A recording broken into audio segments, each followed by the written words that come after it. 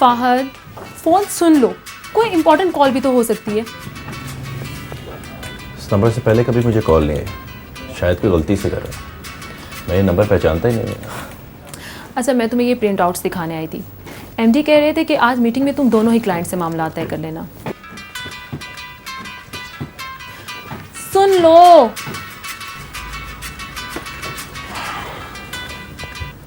Hello ji,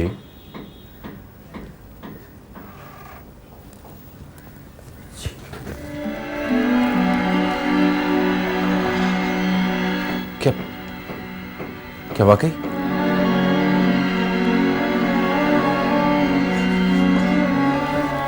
Fahad, are you okay? सब ठीक तो है ना? किसका फोन था और क्या हुआ? Get aside. फाहद,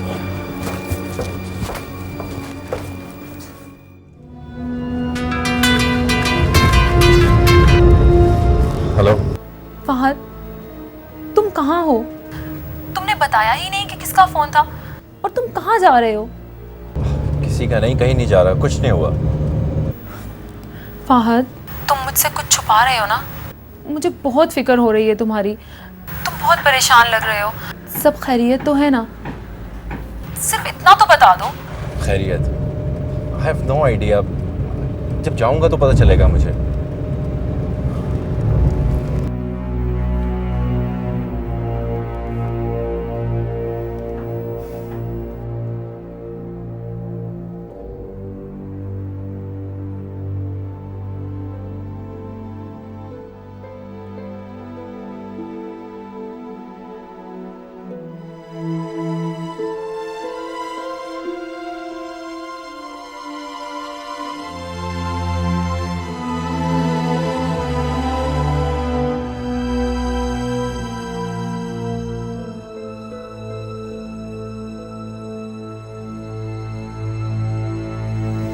कहाँ है? तुम्हारा ही इंतजार कर रहे हैं। कमरा कहाँ है? ऊपर दाएं हाथ में।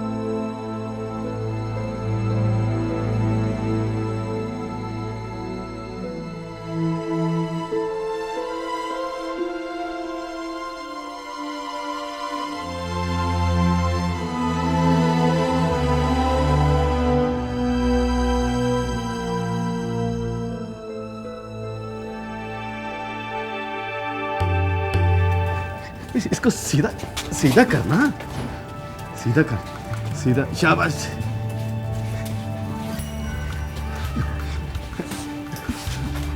बाबा आप छोड़ दे प्लीज। अरे मेरे बाप, माना तू जवान हो गया है और बड़ी तेजी से पार निकाल रहा है, लेकिन मैं तुझ पे एतबार नहीं कर सकता। तो बाबा मैं हमेशा आपको ही बुलाया करूंगा, मैं आपकी हेल्प के बगैर कोई काम नहीं कर सकूंगा। मेरे बाप, ये तूने कब से जान लिया कि तू अपने बाबा के बगैर दुनिया का कोई काम कर सकता है? ऐसी बात है तो ठीक है, मैं ये साइकिल खुद चलाकर दिखाऊंगा आपको।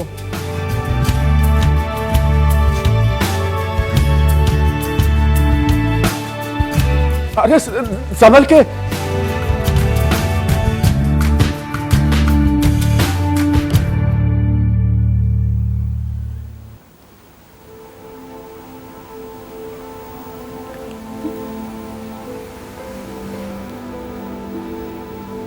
देखा बाबा,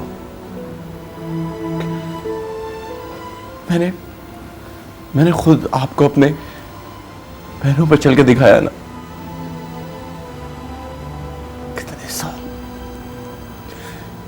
इतने साल मैं आपसे दूर रहकर आपकी मदद के बगैर जिया। बाबा, आंखें खोलिए बाबा और देख लीजिए। बाबा, होश खोने से पहले आखिरी लम्हे तक तुम्हें याद करते रहे। बड़ी मुश्किल से मैंने तुम्हारा नंबर ट्रेस किया है।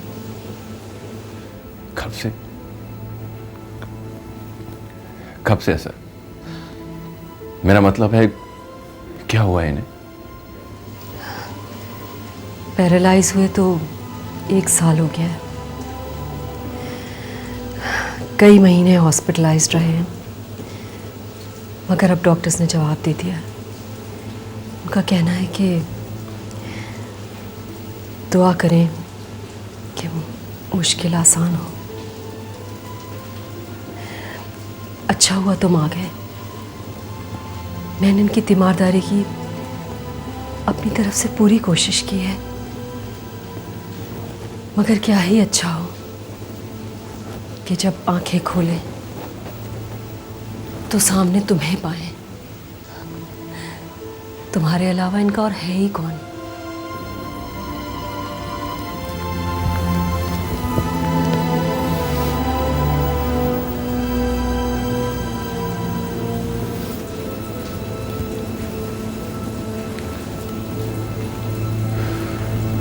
मेरा भी तो कोई नहीं।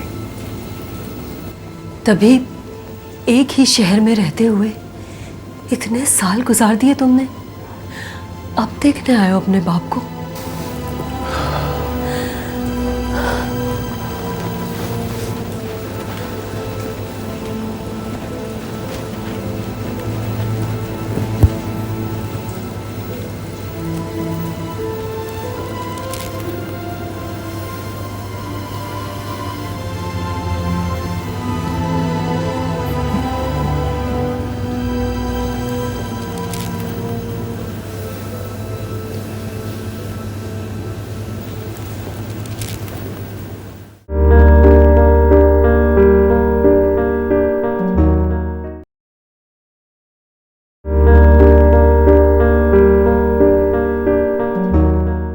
मैं पूछती हूँ ये सारा पैसा कहाँ जाता है? पिछले कई माह से ऐसा हो रहा है और मैं देख रही हूँ कि तुम घर की जिम्मेदारियों से नजरें चुरा रहे हो। तुम खाम मुझ पर शक कर रही हो। वो खुदा का खौफ करो, बच्चा साथ वाले कमरे में सो रहा है, वो क्या सोचेगा कि ये आपस में लड़ते रहते हैं? बात को टालने की कोशिश मत करो वदूद। मैं महसूस कर रही हूँ कोई है हम दोनों के दरमियान। ओहो, कोई नहीं है, कोई नहीं है। कई दफा तुम्हें समझाया है कि मेरी जिंदगी में और कोई नहीं है तुम्हारे अलावा। समझती क्यों नहीं हो तुम? है कोई और। मैं अंदर ही अंदर घुट घुट कर मर रही हूं। तुम्हारा ध्यान, तुम्हारा पैसा, तुम्हारी तवज्जो कहीं और, किसी और के लिए है। देखो राबिया, तुम मुझसे ज्यादती कर रही हो। ज्यादती मैं कर रही हूं या तुम? मैं जानती हूं सब मर्द शादी के बाद अपनी बीवियों से बोर हो जाते हैं, उनके दिल उकता जाते हैं और फिर वो कोई और औरत ढूंढने लगते हैं। नहीं नहीं नहीं, खुदा के लिए ये इल्जाम तो कम से कम मुझ पे मत धरो। तो फिर खाओ फहद के सर की कसम। इतनी बड़ी कसम मत दो। फहद के सर की कसम खाओ कि तुम्हारी जिंदगी में मेरे अलावा कोई और औरत नहीं। चुप क्यों हो? बोलते क्यों नहीं? तुम तो अपने बेटे से बहुत ज्यादा प्यार करते हो ना, मुझसे भी ज्यादा। तो फिर क्यों उसके सर की झूठी कसम खाओगे? मगर याद रखो, अगर तुमने फहद के सर की झूठी कसम खाई तो राबिया तुम्हारी जिंदगी में कहीं नजर नहीं आएगी और ना ही फहद तुम्हें अपने पास नजर आएगा। राबिया, मैं तुम्हारे और फहद के बगैर जिंदगी का तसव्वुर भी नहीं कर सकता। तो फिर खाओ फहद के सर की कसम और बताओ कि ये सब पैसा कहां जाता है, किसका कर्ज उतार रहे हो और कहां घर बसा रखा है? चुप क्यों? बोलते क्यों नहीं? हाँ, मैं खाता हूं फहद के सर की कसम कि तुम्हारे अलावा मेरी जिंदगी में और कोई औरत नहीं है।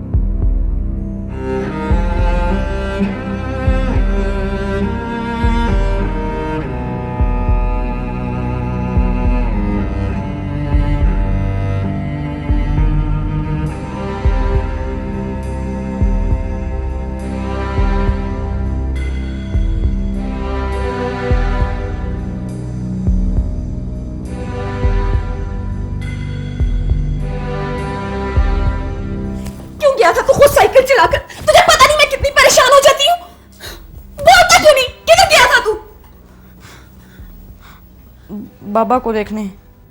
बाबा को देखने? कहाँ? माँ, बाबा ने हमसे झूठ बोला था। झूठ बोला था? क्या बक रहा है तू? मैंने अपनी आंखों से देखा है माँ। क्या अपनी आंखों से देखा है? माँ, उन्होंने मेरे सर की झूठी कसम खाई थी माँ।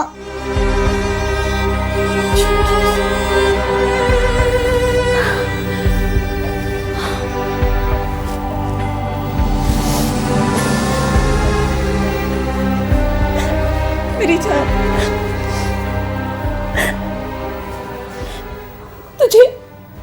तुझे अपनी आंखों से देखने की क्या जरूरत पेश आई?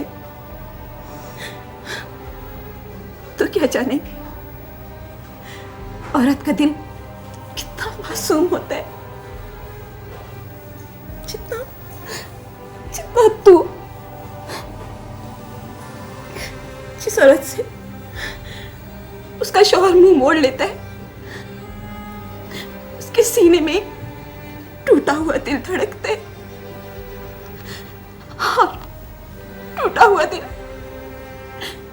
कभी झूठ नहीं बोलता। हम बाबा की जिंदगी से चले जाएंगे, आपने यही कहा था ना उनसे।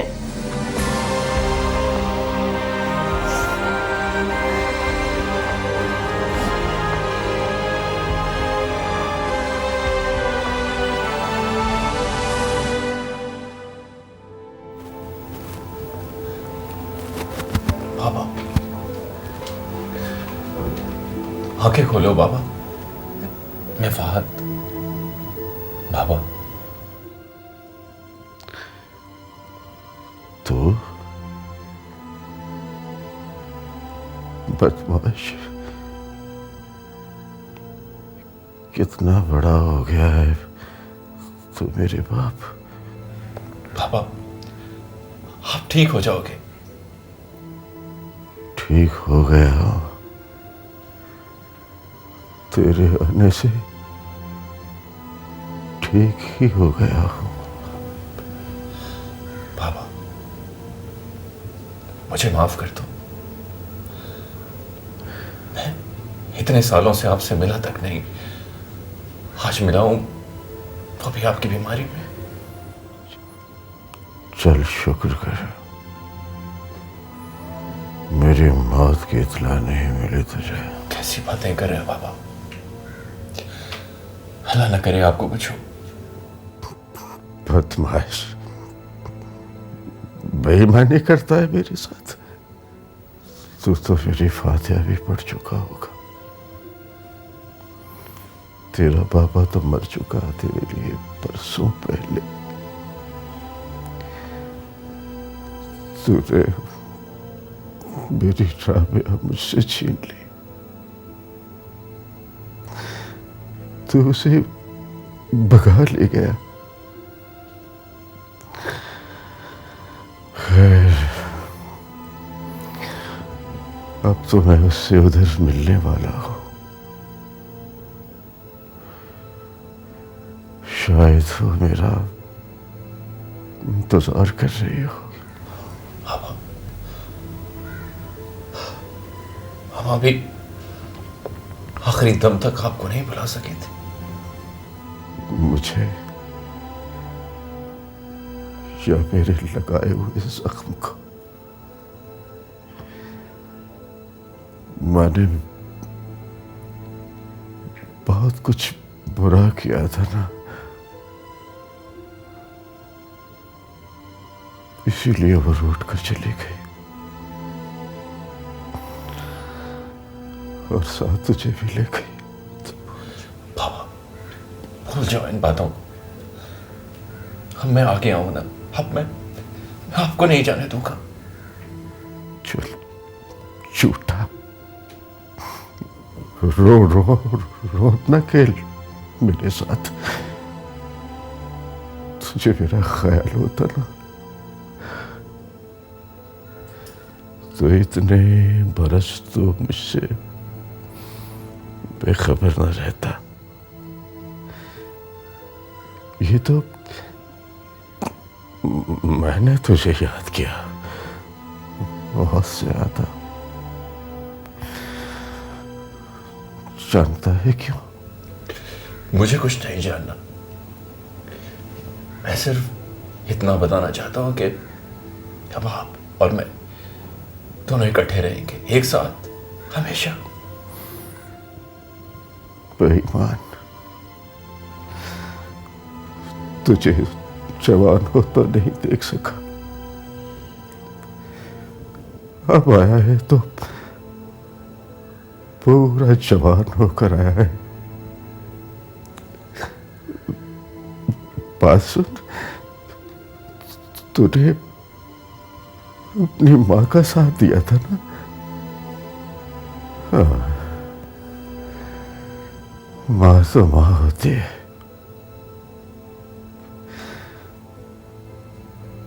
खैर, मैंने तुझे माफ किया।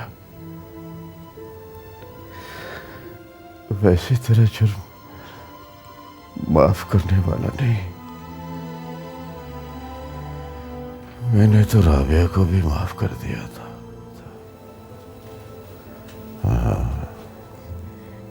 इनकी दवा का वक्त हो गया है। डॉक्टर ने ज्यादा बातें करने से मना किया है। इसे बता दो कि मैंने इसे क्यों बुलाया था। जी, बेहतर।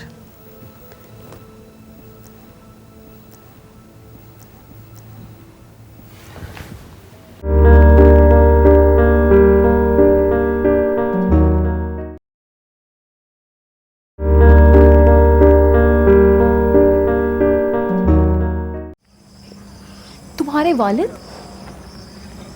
लेकिन तुमने पहले कभी बताया क्यों नहीं? हाँ महर, मेरे बाबा, उनकी कंडीशन इस टाइम सीरियस है। No hope. Oh my God.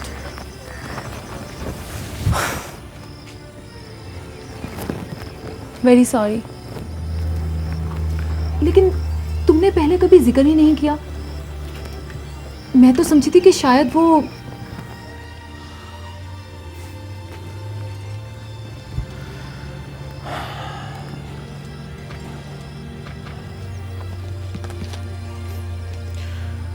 मुझे अंदाजा है कि तुम क्या समझती रही होगी। लेकिन तुम्हें बताना चाहिए था ना, कम से कम मुझसे तो नहीं छुपाना चाहिए था। तुमने अच्छा नहीं किया। आई एम सॉरी महर, तुम बुरा मान गई। जाहिर है, बुरा मानने वाली तो बात है। मुझे इस चीज से कोई गर्ज नहीं कि तुम इतना अरसा अपने वालिद से दूर क्यों थे। ये तुम्हारा अपना जाती मामला हो सकता है, लेकिन मुझसे ये छुपाए रखा कि वो जिंदा है और इसी शहर में है। इसकी भी कोई वजह तो होगी ना। महर, तुमने इतनी सी बात को इतना बड़ा इशू क्यों बना लिया है? ऐसी भी क्या वजह थी?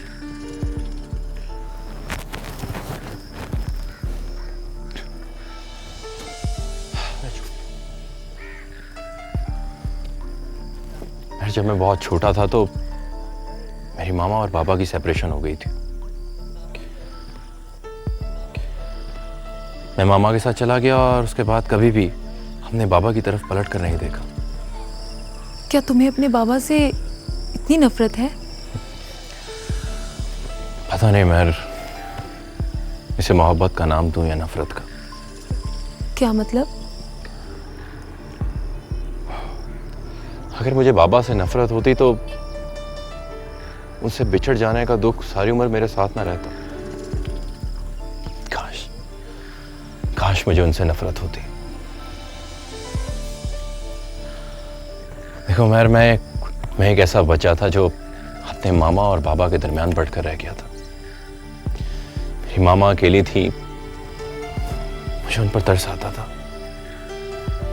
वो भी सारी सारी रात बाबा की तस्वीरें देखकर रोती रहती थी, आंसू बहाती रहती थी। क्यों छोड़ा था तुम लोगों ने उनको? अगर तुम दोनों उनके बगैर नहीं रह सकते थे तो ऐसा क्यों किया? झूठ बोला था उन्होंने, झूठी कसम खाई थी मेरे सर की।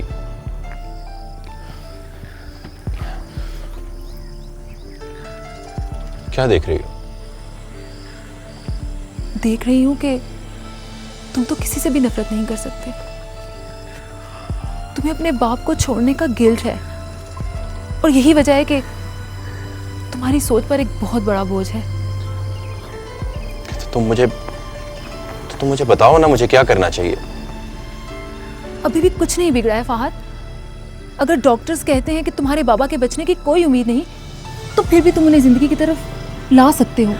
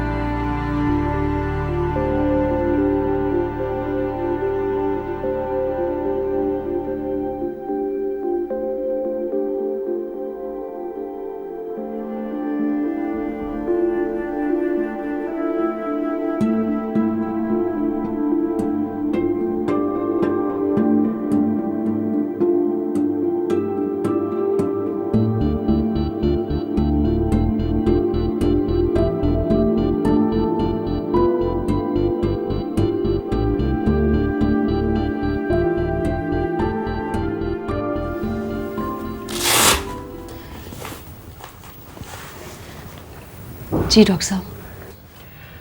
डायस्टोलिक काफ़ी हाई है, मैं ज़रा इनकी रिपोर्ट्स चेक कर लूँ।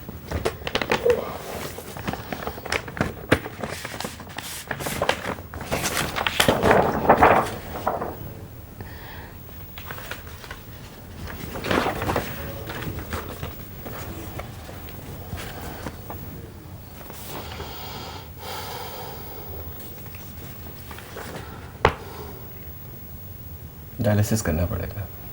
डायलिसिस? हाँ, कोई और ऑप्शन है भी नहीं। अगर उसी हॉस्पिटल में करवाना है तो आप सोच लीजिए, क्योंकि ये काफ़ी एक्सपेंसिव है। डॉक्टर साहब, मैं आपसे पहले भी कह चुकी हूँ, आप अखराजात की परवाह बिल्कुल मत करें। ऐसे इंसान के लिए लाखों तो क्या, करोड़ों भी खर्च हो जाए तो कोई बात नहीं। I really appreciate this. मैं आपकी नेकी से बहुत मुतासर हूँ। नेकी?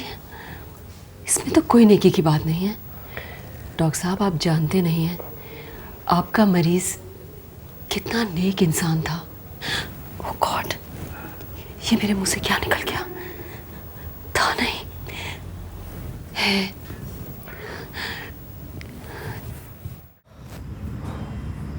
पता नहीं उस औरत का मेरे बाबा से क्या नाता है। तुम क्यों इतने क्यूरियस हो रहे हो? आखिर इतने साल तुम अपने बाबा से दूर रहे, कोई ना कोई तो होगा ना उनकी केयर के लिए। खुदा जाने बाबा ने ऐसी कौन सी नेकियां की हैं जो वो उनके एहसानमंद हैं। तो क्या ऐसा मुमकिन नहीं? और जो मेरी माँ का दिल दुखाए रखा, वो किसी नाकाबिले माफ़ी गुनाह से कम नहीं था। एक तो मुझे तुम्हारे अपने बाबा के साथ इस लव हेट रिलेशनशिप की बिल्कुल समझ नहीं आती। तुम अपने बाबा के साथ नफरत करते हो क्योंकि उन्होंने तुम्हारी माँ के साथ ज्यादती की, but at the same time you love him. Mehar, तब मैं बहुत छोटा था, मर्द के नेचर को सही तरह समझता नहीं था, लेकिन अब मैं बड़ा हो गया हूँ और मर्द के नेचर को बहुत अच्छे तरीके से समझता हूँ। मर्द की नेचर? हाँ, मर्द के नेचर। तब बाबा जवान थे। अगर मेरी माँ के अलावा उनकी ज़िंदगी में कोई और औरत थी तो इसमें कोई अननेचुरल, इतनी अनहोनी बात तो थी नहीं। तो इसका मतलब ये हुआ फहद कि अगर तुम्हारी जिंदगी में मेरे अलावा कोई लड़की, तो मुझे भी कोई एतराज नहीं होना चाहिए। यही कहना चाहते हो ना तुम? महर, तुम बात को कहां से कहां लेकर जा रही हो? मैं बात को कहां से कहां नहीं लेकर जा रही फहद, तुम खुद मुझे बावर करा रहे हो। देखो महर, मुझे ये कहने पर मजबूर नहीं करो कि तुम इस वक्त बिल्कुल मेरी मदर की तरह बिहेव कर रही हो। औरतें होती ही शकी मिजाज। आई एम सॉरी फहद, अगर मैं तुम्हें शक्की मिजाज लग रही हूँ तो इसमें मेरा कोई कसूर नहीं। तो मुझे बताओ, मैं अपनी सीरियसनेस का कैसे यकीन दिलाऊं तुम्हें? I really want you to be my life partner. तो तुम्हें मेरी मामा से बात करनी होगी।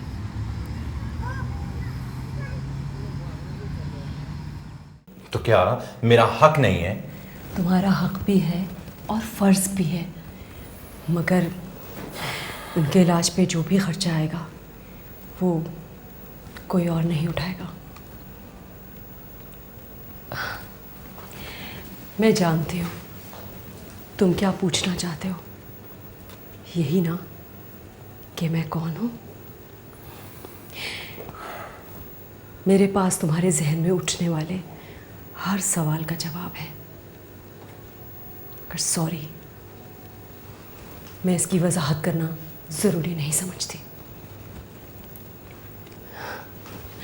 देखो फहद, मैं तुम्हें गिल्टी फील नहीं कराना चाहती। तो फिर आप मुझे बता क्यों नहीं देती? बहुत देर नहीं हो गई? देर? अब बताने का कोई फ़ायदा नहीं, और वैसे भी शायद तुम यकीन ना करो। देखें, पहले मैं बच्चा था, अब सेंसिबल हूं और मेरी भी जिंदगी का कोई एक्सपीरियंस है। इसमें सेंसिबल और समझदारी की कोई बात नहीं है। हाँ, वो आज तुम्हें बहुत याद कर रहे थे। उन्हें होश आ गया? वो होश में हो या ना हो, उनके लबों पे तुम्हारा ही नाम रहता है।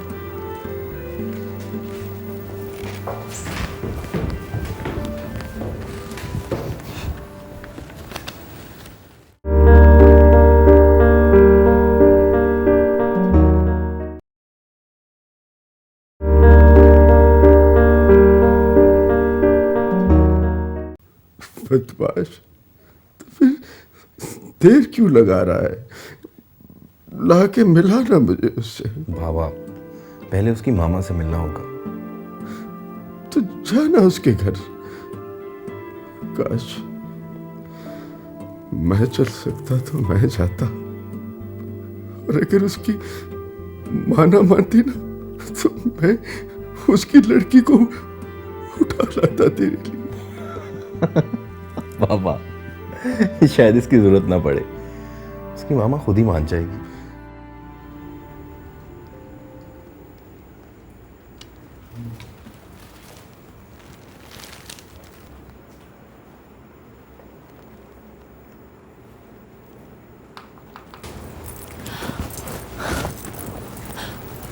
तुम आ गए? ये तुम्हारी मामा के लिए। तुम अपने हाथों से दे देना। कहाँ है वो? मामा तो घर नहीं है। अभी फोन पे तो कंफर्म किया था कि वो घर पे ही है। पता नहीं मामा को क्या हो गया है, बैठे बैठे गायब हो जाती हैं और ऐसे भागी जाती हैं जैसे कोई इमरजेंसी हो। मुझे तो लगता है कि तुम्हारी तरह मुझे भी साइकिल पर मामा की जासूसी करनी पड़ेगी। एनीवे, तुम उन्हें कॉल तो करो, हमें उनका इंतज़ार करना भी चाहिए। तुम्हारे आने से पहले ही मैं उनको कॉल कर चुकी हूँ। देखो, अभी भी सेल ऑफ मिल रहा है। चलो, मैं इंतज़ार कर लूँ। मैं तुम्हारे लिए कॉफ़ी बना कर लाती। No thanks, thanks. वैसे तुम्हारे ख्याल में कब तक आ जाएंगे मामा? थोड़ी देर में आ जाएंगी। तुमने उन्हें मेरे बारे में बताया? तुम्हारे बारे में? क्या? मैं सब कुछ बाबा। बताया था कि तुम उन्हें मिलने आ रहे हो। बस सिर्फ इतना ही? तो क्या कुछ और भी बताना चाहिए था? यस, यही कि I am special for you. Mahar,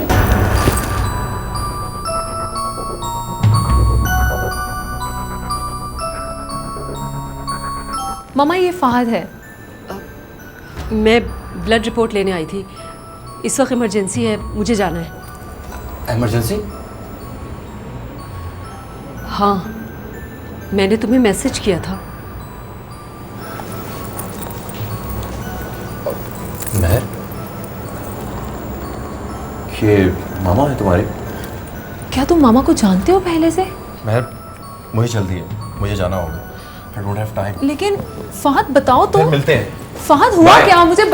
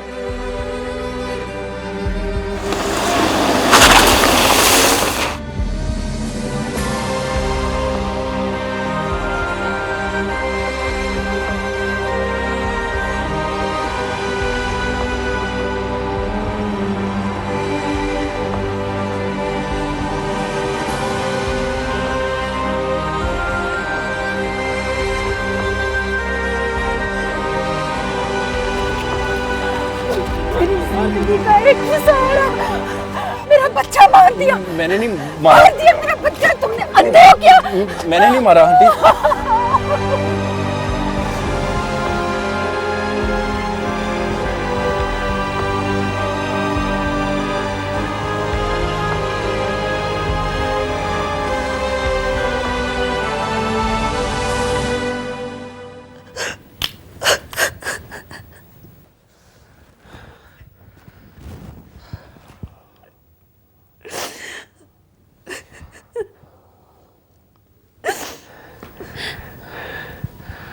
I am sorry, मैंने बचा नहीं सका। ये आपके मोहसिन कहले बड़े भाई थे मेरे। ये आपके सगे भाई थे? जरूरी नहीं कि हर रिश्ता खून का रिश्ता हो।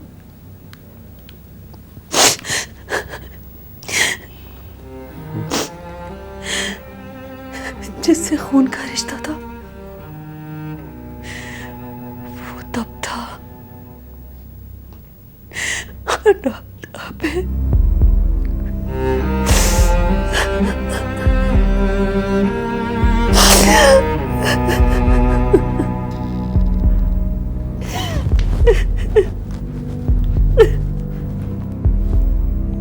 उधर मेरा बाप मर रहा है, प्लीज मुझे जाने दीजिए।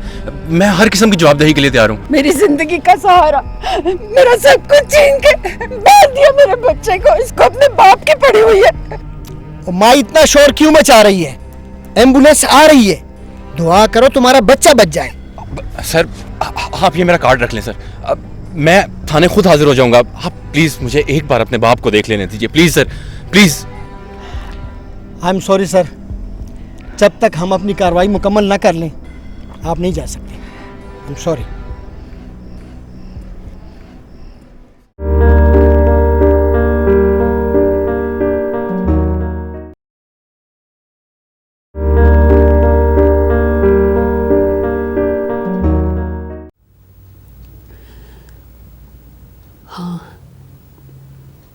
वो मैं ही थी, कोई और नहीं, जिसे तुम्हारे बाबा ने गले लगाया था, जिसे उन्होंने अपनी छोटी बहन बनाया था। वो मेरे लिए सिर्फ बड़े भाई नहीं थे, बल्कि मेरे और मेरी बच्ची के लिए सब कुछ थे। और मैं कुछ और ही समझता रहा। ये क्या किया मैंने?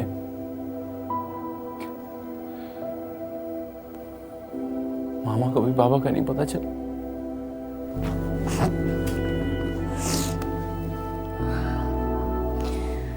वो नेक दिल इंसान थे। एक हादसे में उनकी वजह से मेहर के वालिद अपाहिज हो गए थे।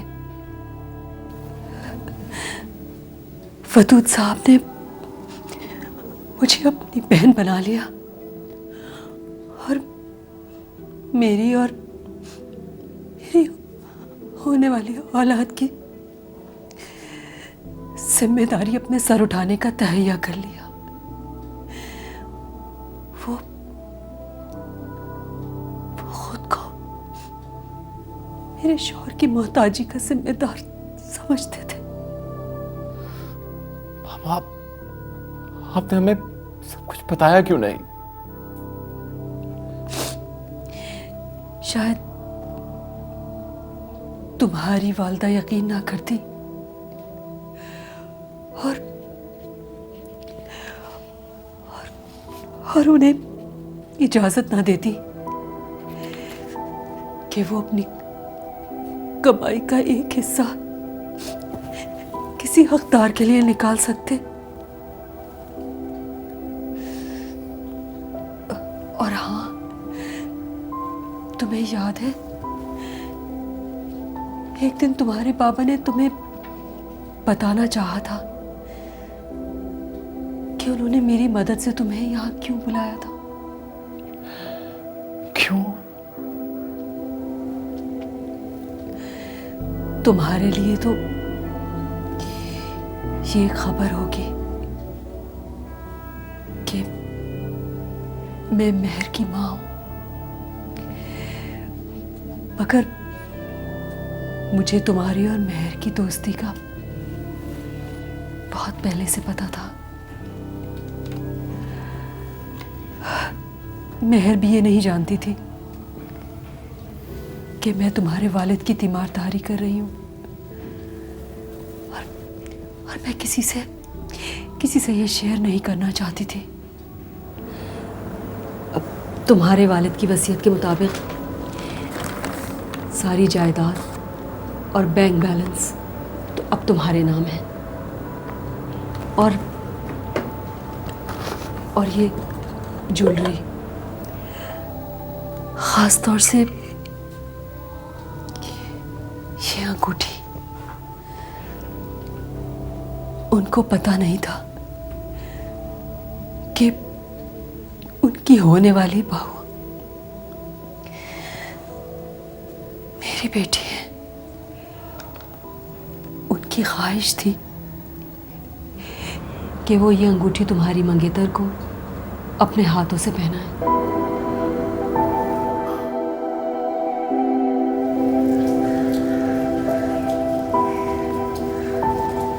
चले फहद? कहाँ? घर। मॉम खाने पर इंतजार कर रही होंगी। नहीं, मुझे कहीं और जाना है। कहीं और?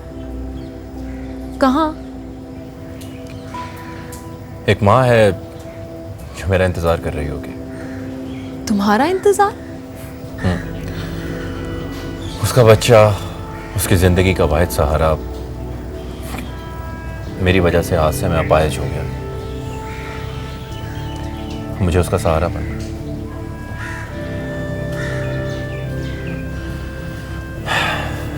शायद इसी तरह मैं अपने बाप से बदगुमान रहने के गुनाह का कफारा अदा कर सकूं।